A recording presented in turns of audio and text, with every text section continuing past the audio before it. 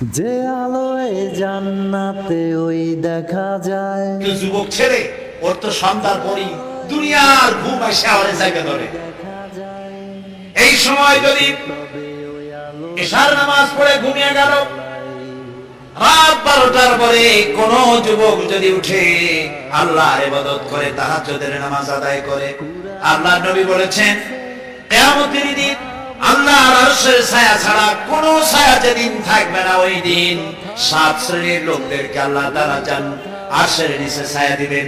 তার মধ্যে এক শ্রেণী হলো ওয়াশাবুন নাশাফি ইবাদাতিল্লাহ, ওই সব যুবক যারা রাত কাটিয়েছে আল্লাহর ইবাদতের মধ্য দিয়ে, রাত গুজরান করেছে আল্লাহর ইবাদত তেলাওয়াত নামাজের মধ্য দিয়ে।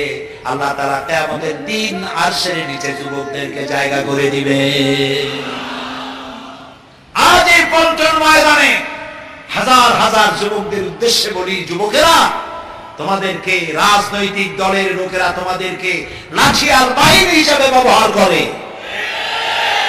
তোমাদেরকে নামাজ শিখায় না, চরিত্র শিখায় না, তোমাদের শিখায় অমুক ভাই তমুক ভাই, তারপরে দেওয়ালে দেওয়ালে লেখা সাদাবাদী মাস্তানি শেখানো, শয়তানি বদমাশি করা শিখায়, নামাজের কথা শিখায় না, ঠিক কিনা? চরিত্রের কথা শিখায় না, ঠিক কিনা? কিয়ামতে জান্নাত আছে জাহান্নাম আছে এমন কথা শিখায় না। জনসভায় বক্তৃতা করতেই থাকে, আসর যায় মাগরিব যায়, নামাজের কথা শিখায় না। তোমাদের নেতার কাছে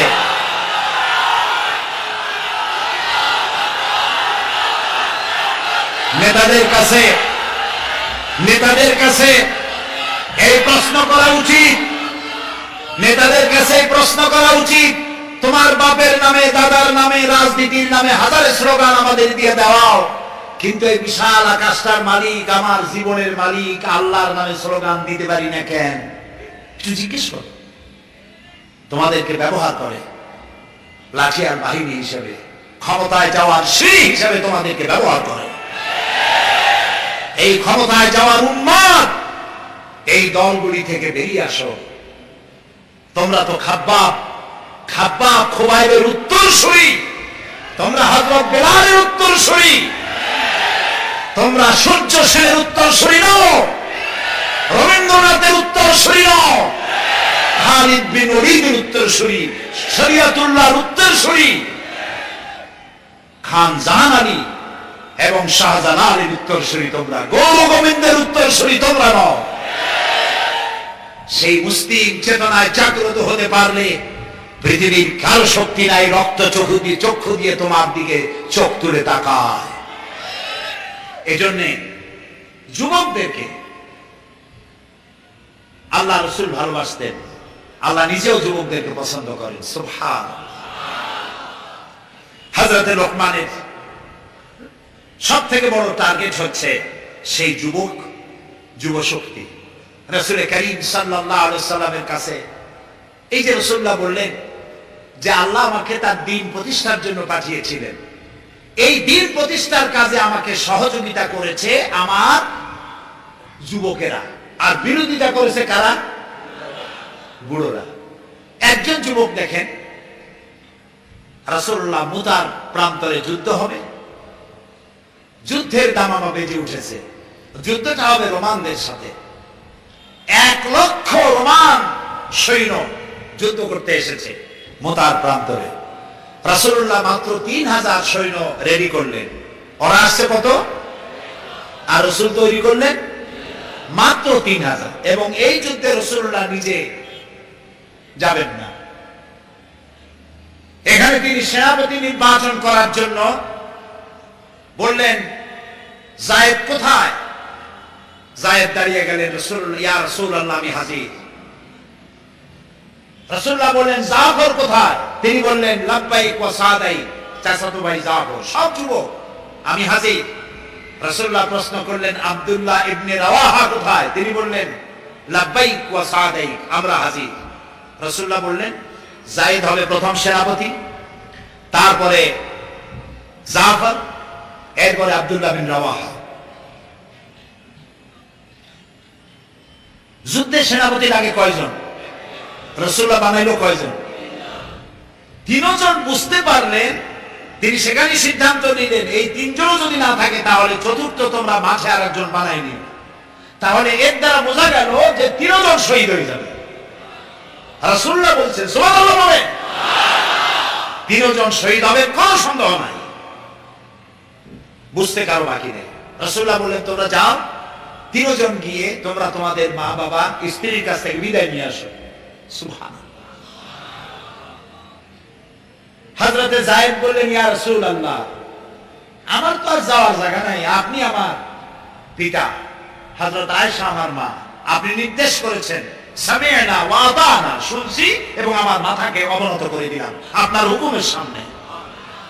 হযরতে জাফর চলে গেলেন নিজের বাড়িতে, স্ত্রীকে ডেকে বললেন, স্ত্রী, রাসূলুল্লাহ আমাকে নির্দেশ করেছেন মুতার প্রান্তরে যুদ্ধে যাওয়ার জন্য, আমি চলে যাব, তোমার কাছে বলতে এলাম। রাসূলুল্লাহ নির্দেশ না করলে বলতেও আসতাম না। আমি যদি শহীদ হয়ে যাই, আমি যদি আর না ফিরি, আমার সন্তানগুলিকে আমার রাস্তায়ও, এই রাস্তায়, দ্বীনের রাস্তায় তাদেরকে তৈরি করবে। স্ত্রী বলছেন, ইয়া হে আমার স্বামী, রাসূলুল্লাহ নির্দেশ করেছেন জিহাদের ময়দানে যাওয়ার জন্য, আমি আপনাকে বাধা দেওয়ার হিম্মত রাখি না, তবে আমি আল্লাহর কাছে হাত তুলে বলি। তিনি দোয়া করতে লাগলেন, রব্বুল আলামিন, আমার স্বামী রাসূলুল্লাহর নির্দেশে জিহাদের ময়দানে যেতেছেন, তুমি মেহেরবানি করে আমার স্বামীকে জিহাদের গাজী বানায়া আমার কাছে ফিরাইয়া দিও। হযরতে জাফর তরবারিটা খাবের মধ্য থেকে বের করে তরবারির উল্টা দিক দিয়া স্ত্রী মুনাজাত করা অবস্থায় তার হাতের উপরে মৃদু আঘাত করলেন আর বললেন, স্ত্রী হাত নামাও, উল্টা দোয়া করো না। রাসূলুল্লাহ আমার নাম দ্বিতীয় নাম্বারে বলেছেন, আমার আগেও একজন আছে, পরেও একজন আছে, মুতার প্রান্তরে আমি যে শহীদ হব তাতে কোনো সন্দেহ নাই। উল্টা দোয়া করো না, বরং আমার শাহাদাত মঞ্জুরের জন্য দোয়া করো, আর এই আমার সন্তানগুলিকে দ্বীনের রাস্তায় পরিচালিত করো। আর আমি তোমার কোনো হক আদায় করতে পারি নাই, আমারে মাফ করে দিও। হযরতে জাফর সালাম দিয়ে চললেন, পিছনে স্ত্রী কাটা কবুতরের মতো ছটফট করছে, আর ছোট ছোট বাচ্চারা পিছনে দৌড়াচ্ছে, আব্বা আব্বা বলে কাঁদতেছে। হযরতে জাফর পিছনের দিকে একবার ফিরে তাকায়, দেখলেন না কে কান্দে কে দৌড়ায়। যুবক আব্দুল্লাহ বিন রাওয়াহা, তিনি নতুন বিবাহ করেছেন, আজকের রাত তার বাসর সজ্জার রাত। রাসূলুল্লাহ হুকুম করেছেন জিহাদে যেতে হবে। তিনি চলে গেলেন নিজের বাড়িতে। বাড়ি গিয়ে শুনতে পান রাতের বেলায় স্ত্রী তেলাওয়াত করতেছেন কোরআনে কারীম। হযরতে আব্দুল্লাহ বলছেন, স্ত্রী একটু কোরআন পড়া বন্ধ করো, আমার কথা শোনো। আল্লাহর নবী আমাকে জিহাদের জন্য যাওয়ার জন্য আমাকে নির্দেশ করেছেন, আমি জিহাদে চলে যাচ্ছি। তোমার সঙ্গে বিবাহ হয়েছিল, আমি তোমার কোনো হক আদায় করতে পারি নাই, এজন্য আমারে তুমি মাফ করে দিও। স্ত্রী বলল, প্রাণের স্বামী, আমি শুনেছি এই মদিনায় আপনি সুপুরুষ, এক সুদর্শন যুবক, প্রাণ ভরে একবার দেখতেও পারি নাই, আপনি একবার আমার রুমের ভিতরে আসেন, আপনার চেহারাটা আমি একটু দেখে নেই। স্বামী বললেন, আমি তোমার রুমে ঢুকবো না, আমি তোমার রুমের ভিতরে যাব না, আমি এখনই যুদ্ধে রওনা করব। স্ত্রী বলছেন, প্রাণের স্বামী, রুমের ভিতরে প্রবেশ করলে পরে আমি কোনো প্রেম নিবেদন করব না, শুধু একবার চেহারাটা ভালো করে দেখে রাখতে চাই, কারণ কিয়ামতের ময়দানে আমি যেন আপনাকে স্বামী বলে চিনে নিতে পারি। হযরত আব্দুল্লাহ বলছেন, প্রিয়তমা স্ত্রী শোনো, যদি তোমার এই ধারণাই হয়, এই নিয়ত যদি থাকে, আর আমার শাহাদাতের পরে যদি তুমি সবর করতে পারো, আমাকে আর দেখার দরকার নাই। আল্লাহ যদি আমার শাহাদাত মঞ্জুর করেন, তাহলে কিয়ামতের দিন জান্নাতের ভেতরে তোমাকে আমাকে স্বামী স্ত্রী হিসাবে আল্লাহই পরিচয় করাইয়া দিবে। হযরত আব্দুল্লাহ চলে গেলেন জিহাদের ময়দানে। যুদ্ধ শুরু হয়ে গেল। 3000 সৈন্য রাসূলুল্লাহর পাঠানো সাহাবীদের প্রচন্ড আক্রমণে রোমান সৈন্যরা পালায়ে কুল পাচ্ছে না। হযরতে যায়েদ শহীদ হলেন, হযরতে জাফর তার ডান হাত কাটা গেল, তার বাম হাত কাটা গেল, এবার ঝুলন্ত, হাত কাটা, পা কাটা, এই অবস্থায় তিনি পড়ে আছেন। হযরতে আব্দুল্লাহ বিন রাওয়াহা তিনি ছুটে গেলেন তরবারি ধরার জন্য, তিনি ছুটে গেলেন ইসলামের পতাকা ধারণ করার জন্য। কাছে গিয়ে দেখেন কে যেন পতাকা উঁচু করে রেখেছে। কাছে গিয়ে দেখেন হযরতে জাফর হাত কাটা দুদিকে পড়ে আছে, পা কাটা দুদিকে পড়ে আছে, শূন্য মাথাটা তার। হযরতে জাফরের শূন্য মাথা ইসলামের পতাকা ধরে কামড়ে ধরে উঁচু করে রেখে দিয়েছে। হযরতে জাফর শাহাদাতের সময় বলেছিলেন, ও আমার রাসূলের সাহাবীরা, আল্লাহ রাসূলকে আমার বিদায় সালাম আরজ করে দিও। আমি এখন আমার নাকের ভিতরে জান্নাতের সুঘ্রাণ পেতেছি, আমার মনে হয় এখনই আমার শাহাদাত নসিব হয়ে যাবে। হযরত আব্দুল্লাহ হযরতে জাফরকে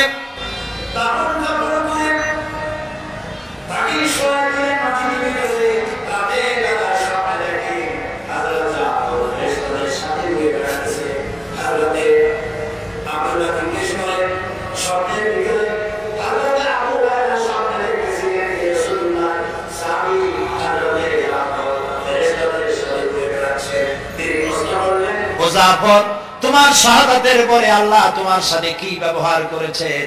হযরতে জাফর বলেন, আল্লাহ তাআলা আমাকে জান্নাতের নাজ ও নিয়ামত দিয়ে আমাকে জিজ্ঞাসা করেছেন, তুমি আর কি চাও? আমি বলেছি, রব্বুল আলামিন, কিচ্ছু চাই না, জমিনে আরেকবার পাঠাও তোমার দ্বীনকে প্রতিষ্ঠার জন্য, তোমার দ্বীনের রাস্তায় আরেকবার জীবন দিয়ে আসি। যুবকদের জন্য আল্লাহ তাআলা যুবকদেরকে ভালোবাসেন, আল্লাহর নবী যুবকদেরকে ভালোবাসেন, সেই যুবকদেরকে টার্গেট করেছেন হযরতে লোকমান। তাই আল্লাহ তাআলা লোকমানের নসিহতকে পছন্দ করে কোরআনের মধ্যে জায়গা করে দিয়েছে। এই নসিহত থেকে আমাদেরকেও শিক্ষা নিতে হবে।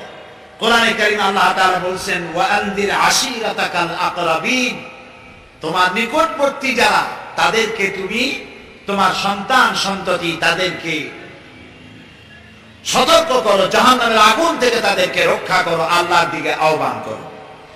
আল্লাহ রাব্বুল আলামিন বলেন, ইয়া আইয়ুহাল্লাযীনা আমানু কু আনফুসাকুম ওয়া আহলিকুম নারা, হে বিশ্বাসীরা, যারা ঈমান এনেছো, শোনো, কু আনফুসাকুম, তুমি নিজেকে জাহান্নামের আগুন থেকে বাঁচাও, ওয়া আহলিকুম নারা, আর তোমাদের আহাল পরিবর্গ সন্তান সন্ততিদেরকেও জাহান্নামের আগুন থেকে তাদেরকে বাঁচাও। আমরা কি সেই চেষ্টা করতেছি? এবার কিন্তু জবাব দিতে পারিনি, আমরা করতে পারতেছি না। আমাদের চোখের সামনে আমাদের সন্তানগুলি নষ্ট হয়ে যাচ্ছে, চুরি ডাকাতি সন্ত্রাস চাঁদাবাজ মাস্তান হয়ে যাচ্ছে, বেনামাজি হয়ে যাচ্ছে। আমরা খোঁজ খবর রাখতে পারছি না, আমাদের যুবকদেরকে আমরা কন্ট্রোল করতে পারছি না। এই জন্য আল্লাহ তাআলা বলেছেন, তোমার সন্তানদেরকে জাহান্নামের আগুন থেকে বাঁচাও। আচ্ছা, আপনার কলিজার টুকরা সন্তান রাস্তা দিয়ে বাপ বেটা দুজনে যাচ্ছেন, আপনি দেখতে পাচ্ছেন ম্যানহোলের ঢাকনা খোলা, ছেলেটা উপরের দিকে তাকায় হাঁটতেছে, নতুন ঢাকায় আসছে তো এদিক ওদিক দেখতেছে, ম্যানহোলের কাছে চলে গেল, আপনি দেখতে পাচ্ছেন ছেলেটা ম্যানহোলের মধ্যে পড়ে যাবে। এই দৃশ্য যদি দেখেন, আপনি কি করবেন? তাকায় তাকায় দেখবেন। ম্যানহোল না, যদি দেখেন আগুনে পড়তেছে, পানিতে পড়তেছে, নিজের জীবন বিপন্ন করে আপনি তাকে বুকের সাথে আঁকড়ে ধরবেন, ঠিক কিনা বলেন?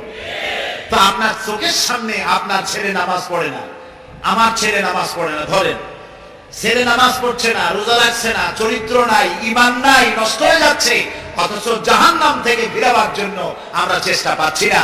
আল্লাহ তাআলা আমাদেরকে সতর্ক করে দিচ্ছেন, নিজে জাহান্নামের আগুন থেকে বাঁচো আর সন্তানদেরকে জাহান্নামের আগুন থেকে বাঁচাও। হযরতে লোকমান তিনি তার সন্তানকে ডেকে বলছেন, কত বড় নসিহত লক্ষ্য করেন, সন্তানকে ডেকে বলছেন, ইয়া বুনাইয়া, হে কলিজার টুকরা সন্তান, ইন্নাহা ইন তাকু মিসকালা হাববাতিন মিন খারদালিন, তোমার জীবনের কোন একটি আমল তা যদি সরিষার দানা পরিমাণ হয়। হযরত লোকমান যখন এসেছিলেন তখন পৃথিবীটা বিজ্ঞানের যুগ ছিল না। নবী করিম সাল্লাল্লাহু আলাইহি ওয়াসাল্লাম বিজ্ঞানের যুগে আসেন নাই, কিন্তু তারপরে আর কোন নবী আসবেন না বলে আল্লাহ তাআলা সরিষার দানার কথা ব্যবহার করেন নাই, জাররা শব্দ ব্যবহার করেছেন। জাররা হচ্ছে পরমাণু, অণু, পরমাণু পরিমাণ। ফামাইয়ামাল মিসকালা জাররাতিন শাররান ইয়ারা ওয়া মাইয়ামাল মিসকালা জাররাতিন শাররান, প্রথমটা খায়রান ইয়ারা। তো এখানে আল্লাহ তাআলা জাররা শব্দ ব্যবহার করেছেন, যেহেতু এখন বিজ্ঞানের যুগ, আর আল্লাহ তাআলার কাছে সবটাই, সমস্ত কাল হলো বর্তমান কাল, অতীত ভবিষ্যৎ বলে কোনো কাল নাই। এই জন্য নূহ আলাইহিস সালামের যুগটা ছিল বৈজ্ঞানিক যুগ, ছিল না হযরতে লোকমানের সময়। তাই আল্লাহ তাআলা সে সময় সরিষা পাওয়া যেত, সরিষার কথা বলেছেন। এখন তো অণু পরমাণু দিয়ে যে অ্যাটম বোমা তৈরি করা হয়, বিভিন্ন মারণাস্ত্র তৈরি হয়, সামান্য অণু সেটাকে ভেঙে চুরে আরো পরমাণু, আরো ছোট্ট ক্ষুদ্রাতি ক্ষুদ্র জিনিস দিয়ে ধ্বংস করে দেওয়া যায় এলাকা থেকে এলাকা। সেই জন্য আল্লাহ তাআলা জাররা শব্দ ব্যবহার করেছেন, এখানে সরিষার দানার কথা ব্যবহার করছেন। আল্লাহ তাআলা বলেন, হযরত লোকমান বলছেন, আমার প্রিয় সন্তান, যদি তোমার কোন সরিষা পরিমাণ আমলও যদি পাথরের ভিতরে কোথাও লুকিয়ে থাকে, মহাশূন্যে যদি হারিয়ে যায়, মরুভূমির ভিতরে যদি হারিয়ে যায়, আকাশ এবং পৃথিবীতে কোথাও যদি তা লুকিয়ে থাকে, অবশ্যই আল্লাহ রাব্বুল আলামিন কিয়ামতের দিন তা উপস্থিত করবে। কত বড় কথা! সরিষার দানা পরিমাণ আমল যদি আল্লাহ কিয়ামতে উঠান, জিনা, ব্যভিচার, মদ, জুয়া, এই সমস্ত বড় বড় পাপ আল্লাহ দেখাইতে পারবেন না? সন্তানকে কিভাবে নসিহত করতে হয়, সন্তানকে গুলশানে 4টা বাড়ি দেওয়া, বাড়ি রেখে যাওয়া, ব্যাংকে হাজার হাজার কোটি টাকা ব্যাংক ব্যালেন্স রেখে যাওয়া সন্তানের জন্য কল্যাণকর নয়। রাসূলুল্লাহ বলেছেন, মাতা পিতার পক্ষ থেকে সন্তানকে ইলম শিক্ষা দেওয়া, আদব শিক্ষা দেওয়ার চাইতে উত্তম উপহার মা বাপের পক্ষ থেকে সন্তানের জন্য দেওয়ার আর কিছুই নাই। হযরত আলী রাদিয়াল্লাহু তাআলা আনহু বলছেন, লাইসাল ইয়াতীমুল্লাযী ক্বাদ মাতা ওয়ালিদুহু বালিল ইয়াতীমু ইয়াতীমুল ইলমি ওয়াল আদাবি। যার বাপ মা মারা গেছে, যার পিতা মারা গেল, সেই প্রকৃত এতিম নয়। প্রকৃত এতিম হচ্ছে যার কাছে কোরআন হাদিসের জ্ঞান নাই আর আদব নাই। যে সন্তানকে যদি পিতা মাতা আদব শিখাতে না পারে, ইলম দিতে না পারে, তাহলে পিতা বেঁচে থাকতেই সেই সন্তান সে এতিম বানায় গেল, সে কিছুই শিখলো না। এই জন্যে হযরত লোকমান তার সন্তানকে শিখালেন, দেখো সরিষা পরিমাণ আমলও যদি করো তাও পলায় থাকতে পারবে না। সুতরাং তুমি তোমার আমল সম্পর্কে সতর্ক হও। আল্লাহ তোমার সমস্ত আমলগুলি দেখতে পাচ্ছেন। আল্লাহ দেখতে পাচ্ছেন না সব? আল্লাহ রাব্বুল আলামিন বলেন, وَيَعْلَمُ مَا فِي الْبَرِّ وَالْبَحْرِ وَمَا تَسْقُطُ مِنْ وَرَقَةٍ إِلَّا يَعْلَمُهَا। এই পৃথিবীতে যদি কোনো একটি সমুদ্রের মধ্যে কি হয়, স্থলভাবে কি হয়, আল্লাহ রাব্বুল আলামিন বলেন, আমি জানি। শুধু তাই নয়, পৃথিবীর কোনো একটি গাছের পাতা যদি পড়ে যায়, তাহলে কোন দেশের কোন গাছের কোন পাতাটি পড়েছে আমি আল্লাহ রাব্বুল আলামিনের দরবারে তার খবর হয়ে যায়। এই কথা যদি পিতা মাতা সন্তানদেরকে কাছে নিয়ে যদি বলে, বাবা জেনা, ব্যভিচার, মদ, জুয়া, শয়তানি, সাদাবাজি, মাস্তানি এগুলি করবা না, এগুলি একদিন মরা লাগবে, আল্লাহর কাছে হিসাব দিতে হবে। মা বাবা যদি বলতো এরকম, সন্তানগুলি ভালো হইতো। ঠিক কিনা? কোন জোরে বলেন ঠিক কিনা? প্রিয় ভাই সব, কোরআনে কারীমের অসংখ্য আয়াতের মধ্য থেকে একটি আয়াত যদি আমরা মনে প্রাণে বিশ্বাস করতে পারতাম, আমল করতে পারতাম, আমাদের চরিত্র ভালো হয়ে যেত। আল্লাহ রাব্বুল আলামিন বলেন, মা ইয়াকুনু মিন নাজওয়া সালাসাতিন ইল্লা হুয়া রাবিউহুম ওয়ালা খামসাতিন ইল্লা হুয়া সাদিসুহুম। আল্লাহ তাআলা বলেন, শোনো, যেখানে তোমরা তিনজনে মিলে পরামর্শ করো, তিনজনে মিলে যেখানে পরামর্শ করো, মনে করো ওখানে তোমরা তিনজন নও, চতুর্থ আর এক সত্তা সেখানে আছে, নাম কি তার বলেন? ওয়ালা খামসাতিন ইল্লা হুয়া সাদিসুহুম, যেখানে পাঁচজন তোমরা পরামর্শ করো সেখানে ষষ্ঠ আর এক সত্তা আছে, তার নাম কি? ওয়ালা আদনা মিন যালিকা ওয়ালা আকসারা ইল্লা হুয়া মাহুম আইনামা কানু। এর থেকে সংখ্যা যদি কম হও, এর থেকে সংখ্যা যদি বেশি হও, তুমি যেখানে আমি আল্লাহ সেখানে। সুবহানাল্লাহ। প্রিয় ভাই সব, এই যত বোমাবাজি হয়, গ্রেনেড বাজি হয়, কোনো না কোনো জায়গায় পরামর্শ হয়, না হয় না? পরামর্শ হয়। শেখ বেলাল উদ্দিন খুলনা দৈনিক সংগ্রামের প্রতিনিধি ছিলেন। আজকের পত্রিকায় দেখতে পেলাম তাকে হত্যা করার জন্য পরামর্শ হয়েছিল এবং সেখানে খুনিকে 1.5 লক্ষ টাকা পুরস্কার দিয়ে 20,000 টাকা অগ্রিম করা হয়েছিল। এরকম একজন ভালো সাংবাদিককে হত্যা করার জন্য পরামর্শ করা হলো। বেলালের নাম যখন মনে আসলো, দোয়া করি আল্লাহ তাআলা বেলালকে, হযরতে বেলাল রাদিয়াল্লাহু তাআলা আনহুর সঙ্গী করে জান্নাতের মধ্যে জায়গা করে দিও।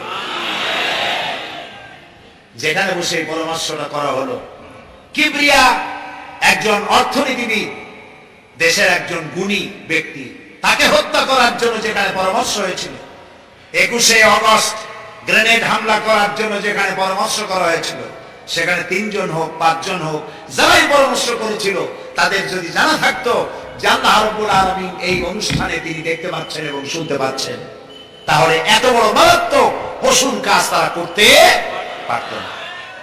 হযরতে লোকমান তিনি তার সন্তানকে একেবারে বাচ্চা অবস্থায় বুঝাই দিলেন, হে আমার ছেলে, কলিজার টুকরা, ছোট্ট একটি সরিষার দানা পরিমাণ আমল যদি করো, ওইটা গোপন থাকবে না, আল্লাহ তাআলা উঠাই নেবেন। সুবহানাল্লাহ।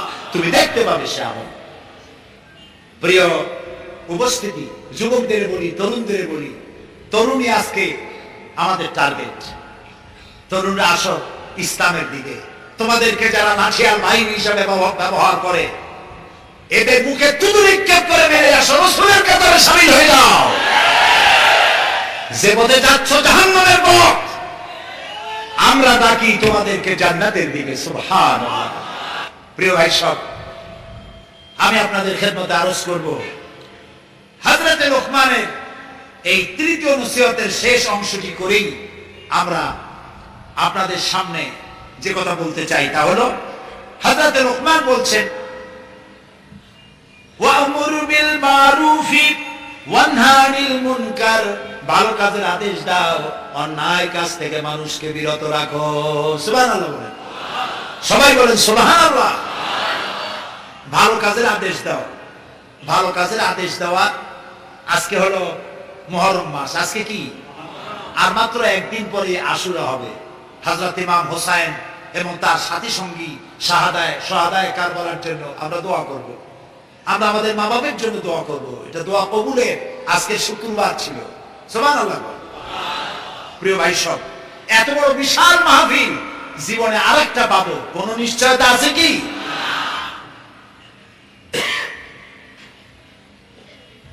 3 নম্বর নসিহতের শেষ অংশ হচ্ছে, হে প্রিয় বৎস, ভালো কাজের আদেশ করবা আর অন্যায় কাজের বিরোধিতা করবা। ভালো কাজের আদেশ আমরা এখন ভুলে গেছি, করি না। অন্যায় কাজ থেকেও মানুষকে ফিরায় রাখি না। অন্যায় চোখের সামনে হয়, তা আমরা প্রতিবাদ করি না। এই প্রতিবাদী কণ্ঠ হতে হবে আমাদের। রাসূলুল্লাহ বলেছেন, মান রা মিনকুম মুনকারান ফালিয়ুগাইয়িরহু বিয়াদি ফাইন লাম ইস্তাতি ফাবিলিসানি ফাইন লাম ইস্তাতি ফাবিকলবি ওয়া যালিকা আদাফুল ঈমান। আমাদের কার কতটা ঈমান আছে তা পরিমাপ করার একটা থার্মোমিটার আছে। আপনারা জানেন, জ্বর মাপে যে যন্ত্র দিয়ে, সেটাকে কি বলা হয়? থার্মোমিটার। দুধ মাপে, অর্থাৎ দুধের মধ্যে পানি না পিওর দুধ, তা মাপার জন্য একটা যন্ত্র আছে না, ওইটাকে কি বলে? ল্যাক্টোমিটার। এরপরে আবহাওয়া পরিমাপ করার জন্য, বৃষ্টি হবে কি হবে না ইত্যাদি পরিমাপের জন্য একটা যন্ত্র আছে, সেটার নাম কি? ব্যারোমিটার। প্রত্যেকটা জিনিস মাপার এরকম যন্ত্র আছে। ঈমান মাপারও একটা হাদিস আছে। সুবহানাল্লাহ। ঈমানটা ফার্স্ট ক্লাস, সেকেন্ড ক্লাস আর থার্ড ক্লাস, এটা মাপার একটা হাদিস আছে। সেই হাদিসটা আমি পড়ে ফেলেছি আগে। রাসূলুল্লাহ বলছেন, তোমাদের মধ্যে যদি কেউ শরীয়ত বিরোধী কাজ কেউ দেখতে পাও, দুই হাতে বাধা দাও। কি দিয়ে বাধা দাও? বলেন জোরে। শক্তি প্রয়োগ করে বাধা দাও। ফাইন লাম ইয়াস্তাতে, যদি তুমি তা না পারো তাহলে মুখ দিয়ে বাধা দাও। ফাইন লাম ইয়াস্তাতে, যদি তাও না পারো অন্তরে অন্তরে ঘৃণা করে। তবে অন্তরে অন্তরে ঘৃণা করে চুপ করে বসে থাকলে হবে না, মনে মনে ঘৃণা করে হোমওয়ার্ক করতে হবে। মনের মধ্যে এই চিন্তা রাখতে হবে যে এই অন্যায় কাজকে নির্মূল করার জন্য কি করা যায়, সে সম্পর্কে পরিকল্পনা নিতে হবে। আর এটা হলো ওয়াদালিকা আযাফুল ঈমান, আর এটা হলো ঈমানের একদম থার্ড ক্লাস, তৃতীয় পর্যায়। এরপরে ঈমানের আর কোনো অংশ নাই। হযরত লোকমান বলছেন ওয়াসবির আলা মা আসাবাক, এরপরে তুমি সবর ইখতিয়ার করবে। সবর, ধৈর্য। ভালো কাজের আদেশ, অন্যায় কাজের নিষেধ, এর মধ্যে সবরের কথা আসলো কেন? সবরের কথা আসলো এই জন্য যে আপনি যখনই মানুষের ভালো কথা বলবেন তখনই আপনার মানুষে গালি দিবে, মন্দ কথা বলবে। ইসলামের দাওয়াত দিবেন, বলবে যে মৌলবাদী। ঠিক না? এখন তো কিছু দল আছে আমাদের দেশে, মৌলবাদ আর সাম্প্রদায়িক ছাড়া কিছু চোখেই দেখে না, খালি কয় মৌলবাদ মৌলবাদ মৌলবাদ মৌলবাদ। সাম্প্রদায়িক কি সাম্প্রদায়িক হয়েছে? মৌলবাদ কি হয়েছে? ইসলাম পালন করলে, নামাজ রোজা করলে যদি মৌলবাদ হয়, তাহলে যারা গালি দেয় ওরা যদি নামাজ পড়ে তো ওরাও তো মৌলবাদী। সাম্প্রদায়িক কি হয়েছে? কেন সাম্প্রদায়িক করেন? বাংলাদেশে কি সাম্প্রদায়িকতা বলতে কিছু আছে? এই দেশেও যদি বলে সাম্প্রদায়িক সম্প্রীতি নাই, তাহলে সাম্প্রদায়িক সম্প্রীতি আছে কোন দেশে? ওই দেশের নামটা আমরা শুনতে চাই। বাংলাদেশ পৃথিবীর অন্যতম শ্রেষ্ঠ সাম্প্রদায়িক সম্প্রীতির একটি উজ্জ্বল দৃষ্টান্ত বহন করে চলছে এই বাংলাদেশ। আমরা 1947 সনে একবার স্বাধীন হয়েছি, আবার 71 সনে পূর্ণাঙ্গ স্বাধীনতা লাভ করেছি। ঠিক না ভাই? ওই একই 47-এ ভারতও স্বাধীন হয়েছে, আমরাও স্বাধীন হয়েছি। আমাদের দেশে 47 থেকে নিয়ে এই পর্যন্ত সাম্প্রদায়িক দাঙ্গা, কমিউনাল রায়ট, ধর্মীয় মারামারি, হিন্দু মুসলমানে সাম্প্রদায়িক মারামারি, খুনাখুনি হয়েছে বলেন? হয়ে থাকলে কোথায় হয়েছে বলেন? হয়েছে কোথাও? হয় নাই। আর যে ভারত আমাদের প্রতিবেশী, 1947 থেকে এই পর্যন্ত সাম্প্রদায়িক দাঙ্গা হয়েছে সে দেশে 20,000 বারেরও বেশি। সেটা নিয়ে কোনো মাথা ব্যথা নেই, সমস্ত মাথা ব্যথা আমাদের দেশ নিয়ে। এইখানে খালি কয় সাম্প্রদায়িক। নামাজ যদি পড়ে, লোকেরা নামাজ পড়ে, রোজা রাখে, ইসলামের কথা বলে, সাম্প্রদায়িক মৌলবাদ এইসব কথা বলিয়া মানুষকে আর ধোকায় ফেলা যাবে না ইনশাআল্লাহ। এখন মানুষ অনেক জাগ্রত। এই যে সন্ত্রাস, আলহামদুলিল্লাহ বলেন وَكُلَّ إِنسَانٍ أَلْزَمْنَاهُ طَائِرَهُ فِي عُنُقِهِ وَنُخْرِجُ لَهُ يَوْمَ الْقِيَامَةِ كِتَابًا يَلْقَاهُ مَنشُورًا وَكُلَّ إِنسَانٍ أَلْزَمْنَاهُ طَائِرَهُ فِي عُنُقِهِ।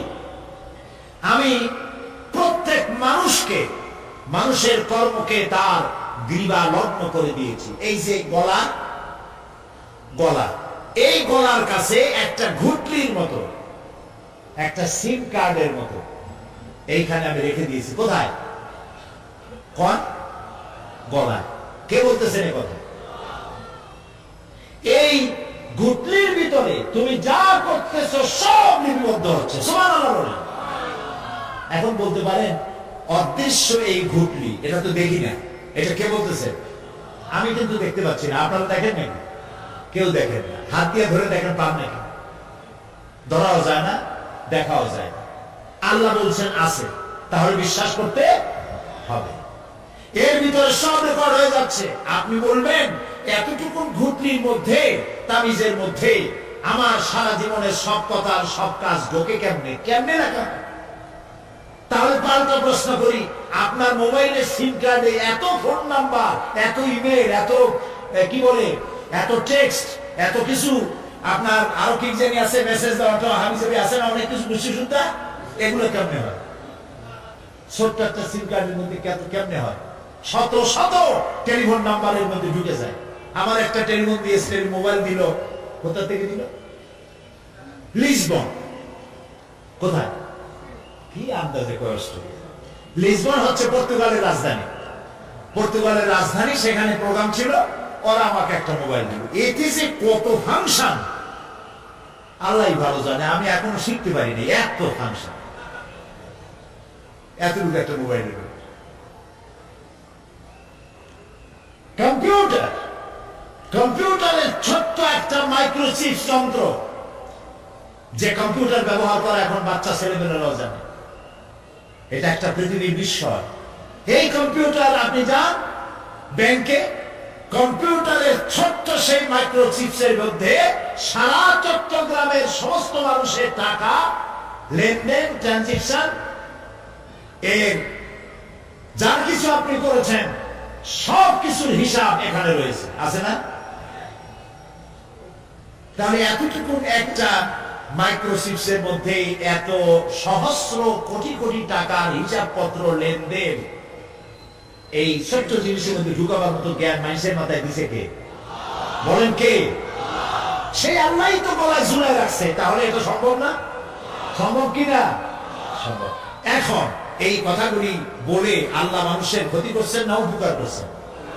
উপকার করেছেন। এইটা যদি আমার বিশ্বাসে থাকে যে আমার গলার কাছে এরকম একটা সিম কার্ড আছে, একটা সিম আছে মোবাইলের মতো, এটা মনে করেন মোবাইলের একটা সিম গলায় ঝুলানো আছে, এটা সব উঠতেছে, যা বলেন তাই উঠে, যা করেন তাই ওখানে লেখা হয়। সুবহানাল্লাহ। এই বিশ্বাস যদি আমার হয়, আমি ভালো মানুষ হয়ে যেতে পারবো। সুবহানাল্লাহ। আমি খারাপ কাজ করতেই পারবো না। এই জন্য আল্লাহ পরকালের এই কথাগুলি কোরআনে কারীমের মধ্যে এত বেশি করে বলেছেন। মানুষের চরিত্রবান হওয়ার জন্য আল্লাহর ভয়, পরকালের বিশ্বাস, এর থেকে বড় ওষুধ পৃথিবীতে আর নাই। সব লেখা হচ্ছে, মানুষ বিশ্বাস করে না, এ হলো মূল কথা। যতক্ষণ মাহফিলে থাকে কেমন লাগে? এই যে বসে আছেন ঘন্টার পর ঘন্টা, কেমন লাগে? কোন বেহেশতের মতো। বাড়ির কথা মনে আছে এখন? বউর কথা মনে ওঠে? ছেলে মেয়ের কথা মনে ওঠে? সুবহানাল্লাহ বলতে ইচ্ছা করে না? মাজালিসুল ইলম হিয়া রাওদাতুম মিন রিয়াদিল জান্নাহ। এখানে ইলম আলোচনা করা হচ্ছে, কোরআন আলোচনা করা হচ্ছে। এটা তো রজবাড়ি প্যারেড ময়দান নয়, এটা জান্নাতের টুকরা হয়ে গিয়েছে। বেহেশতের বাগানে বসে আছেন। বেহেশতে মানুষেরা দুনিয়ার কথা চিন্তা করবে না। দুনিয়া কি? এটা পায়খানা। এখানে আসছিল ওই পায়খানা করার জন্য, এটা পায়খানা। আর মানুষেরা পায়খানা সাজাবার কাজে ব্যস্ত আছে। আসল ঘর ভুলে গেছে। আসল ঘর কোনটা? প্রিয় ভাই, সব মানুষ বোঝে না, ভুলে যায়। সিগারেটের প্রত্যেকটা প্যাকেটে লেখা থাকে ইহা স্বাস্থ্যের জন্য ক্ষতিকর, তারপরেও কি জানা টানে দেখছে, বিশ্বাস করেন। গাছ হয়ে গেছে। এই আমলনামা তৈরি হচ্ছে, হঠাৎ করে কিয়ামতে বানায় দেওয়া হবে না। আপনার আমার বডির সাথে লাগানো ওই সিম কার্ডে সব লেখা হয়ে যাচ্ছে। কিয়ামতের দিন এগুলি হাতে দেওয়া হবে, আর আল্লাহ তাআলা বলবেন, ইকরা কিতাবাকা কাফা বিনাফসিকাল ইয়াউমা আলাইকা হাসিবা। ইকরা কিতাবাক, তাকে বলা হবে এবার তুমি পড়ো। কাফা বিনাফসিকাল ইয়াউমা আলাইকা হাসিবা, তোমার এই কিতাব পড়ো, আর তোমার এই হিসাব গ্রহণ করার জন্য কিতাবটা ভালো করে পড়ো। তোমার নিজের হিসাব নেওয়ার জন্য তুমি নিজেই যথেষ্ট। তুমি দোজখে যাবা না বেহেশতে যাবা, তুমি নিজেই সিদ্ধান্ত নাও কোথায় যাবা। তোমার নিজের কি করছিলা এখন তুমি দেখো। এই জন্য আমি বলি মাঝে মধ্যে আমরা এখন হিসাব করতে পারি এখানে বসে আমাদের কি হওয়া উচিত। ছোটবেলার কথা মনে আছে? নাই? মনে নেই? এই যে স্কুল থেকে পড়াইছিলেন, তারপরে 2 দিন পর স্কুলে গিয়ে হাজির হয়েছেন, মাস্টার জিজ্ঞেস করলো গতকাল আসো নাই কেন? তখন বললেন মা বলেছেন আমার নাকি পেটে ব্যথা হয়েছিল। এইসব স্কুল ফাঁকি দেওয়া, মাইর খাওয়া, মানুষের বাড়ি লিচু খাইতে গিয়ে চুরি করে কিল খাওয়া, এইসব ছোট ছোট কথা মনে পড়লে এখনো হাসি পায়। এসব কথা মনে আছে না? ছোট ছোট কথা, ছোট ছোট কথাগুলি যদি মনে থাকে, তাহলে কোন হোটেলে, কোন বাগানে, কোথায় কোন পাপ করেছেন তা মনে নাই?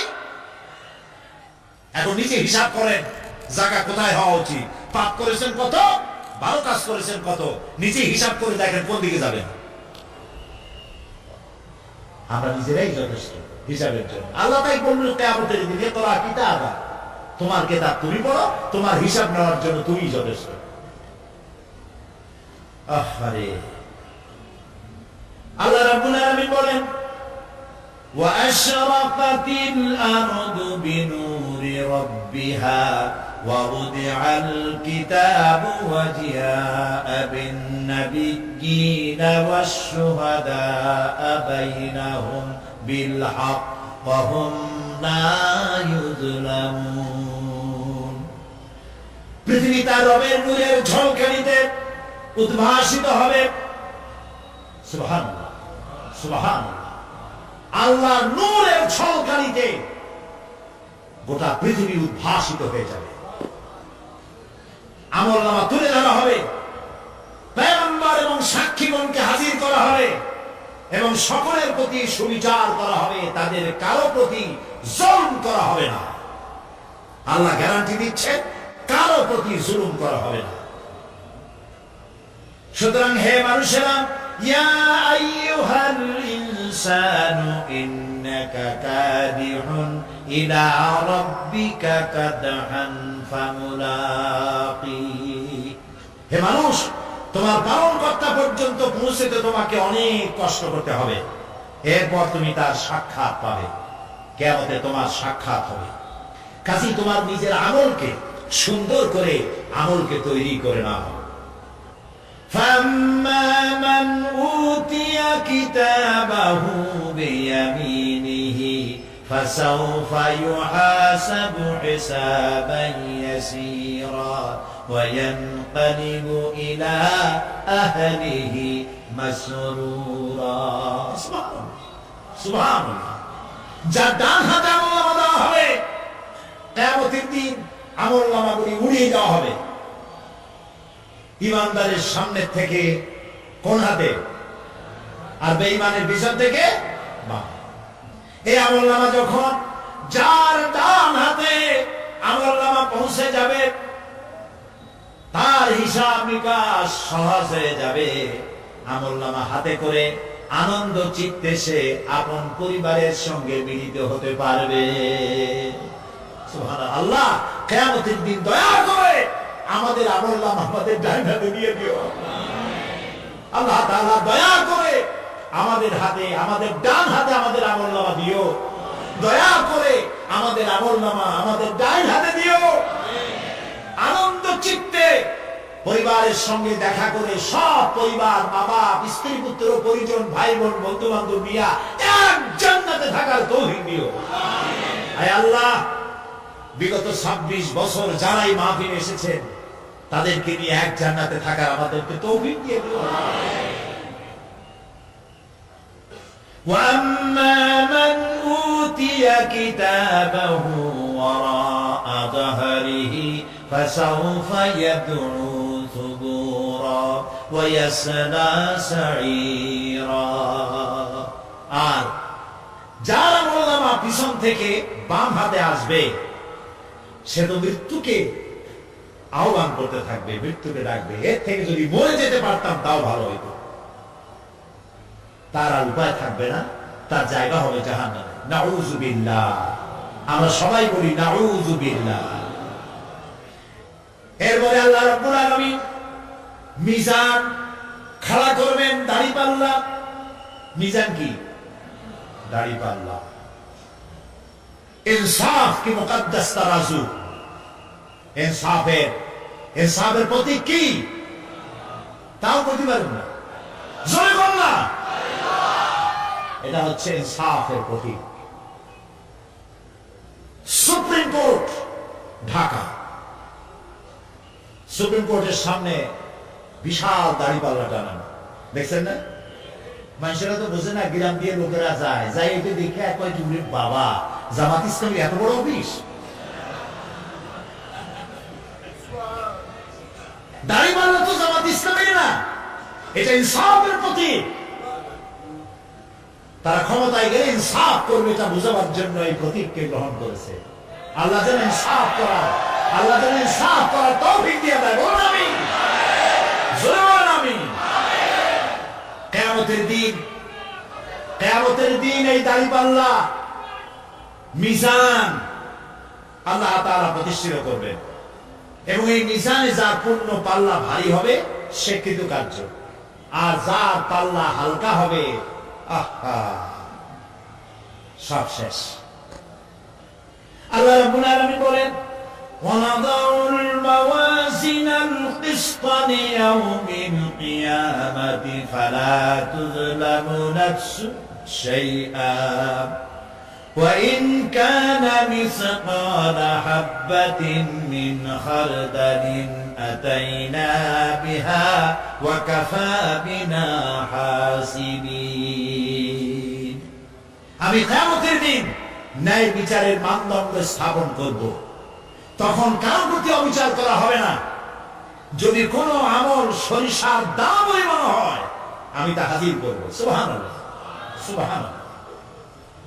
এবং হিসাব গ্রহণের জন্য আমি যথেষ্ট। এবং হিসাব মানুষেরা মনে করবে এত মানুষ, আদম আলাইহিস সালাম থেকে নিয়ে পর্যন্ত, এখান থেকে নিয়ে কিয়ামত পর্যন্ত সব মানুষের তো উঠবে সেমন হিসাব হবে নাকি? একজন একজন করে হিসাব হবে। আল্লাহ বলছেন, আল্লাহ সারিউল হিসাব, দ্রুত হিসাব নিতে সক্ষম। আল্লাহ নিজের কানে নিজে শুনবেন, অন্যের মাধ্যমে নয়, নিজে শুনবেন। প্রত্যেক আসামির কাছ থেকে, লোকদের কাছ থেকে তার বক্তব্য শুনবেন, ভায়া মিডিয়া শুনবেন না, নিজেই শুনবেন। আল্লাহ কান আছে না, চোখ আছে না? লোকেরা এই যে বইপত্রে দেখে আল্লাহ হচ্ছে নিরাকার, কত বড় বাজে কথা। আল্লাহ নিরাকার, আমরা এমন এক আল্লাহর ইবাদত করি, তিনি আমাদের কিছু শুনতে পান না, কান টান নাই, তিনি আমাদের কিছু দেখতে পান না। এরকম এরকম নাকি আল্লাহ তাআলা? আল্লাহ তাআলা কোরআন শরীফে বলেছেন আল্লাহর হাত, আল্লাহর পা, আল্লাহর চোখ, আল্লাহর মুখ। তবে এগুলি কি রকম? আল্লাহর হাত, পা, চোখ কেমন, আকারটা কেমন? এর একটাই জবাব। কয়টা জবাব? জোরে বলেন। একটাই জবাব, আল্লাহ যেমন হওয়া উচিত তেমন। সুবহানাল্লাহ বলেন, সুবহানাল্লাহ বলেন। এর থেকে আর কোনো জবাব নাই, এই একটাই জবাব, আল্লাহ যেমন হওয়া উচিত ঠিক তেমন। লাইসা কামিসলিহি শাইউন, আল্লাহর অনুরূপ, আল্লাহর মতো আকাশেও কিছু নাই, জমিনেও কিছু নাই। এটা আমাদের ঈমান, এটা আমাদের কি? সুতরাং তিনি জুলুম করবেন না এবং হিসাব নেবেন, আর যথার্থ হিসাব নেবেন। সেখানে কারো প্রতি কোনো জুলুম করা হবে না। ومن خفت موازينه فأولئك الذين خسروا أنفسهم بما كانوا بآياتنا يظلمون। আর যাদের পাল্লা হালকা হবে তারা তো শুধু নিজেদেরই ক্ষতি সাধন করবে, কেননা তারা আমার আয়াত সমূহকে অস্বীকার করত। আল্লাহর যারা অস্বীকার করত, আখিরাত নাই, কিয়ামত নাই, বেহেশত নাই, কবরের মধ্যে কোনো শাস্তি নাই, কবরের কোনো প্রশ্ন নাই, এগুলি যারা বলতো তারা কিয়ামতে ক্ষতিগ্রস্ত হবে। এখন কিয়ামতের দিন মিজান আমরা হালকা করতে চাই না ভারী করতে চাই? জবাব চাই। কি করবেন? যদি ভারী করতে চান নেক আমল বেশি বেশি করবেন। আর একটি হাদিস শোনাবো, যে হাদিসের ভিতরে পাল্লা ভারী করার মতো কথা নবীজি বলেছেন, শুনবেন নাকি?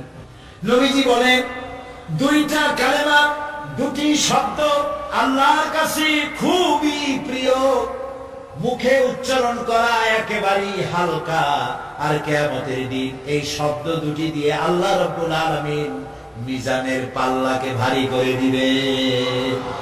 সেই শব্দ দুটি হলো পড়েন আমার সাথে সুবহানাল্লাহি ওয়া বিহামদিহি সুবহানাল্লাহিল আযীম। সবাই পড়েন সুবহানাল্লাহি ওয়া বিহামদিহি সুবহানাল্লাহি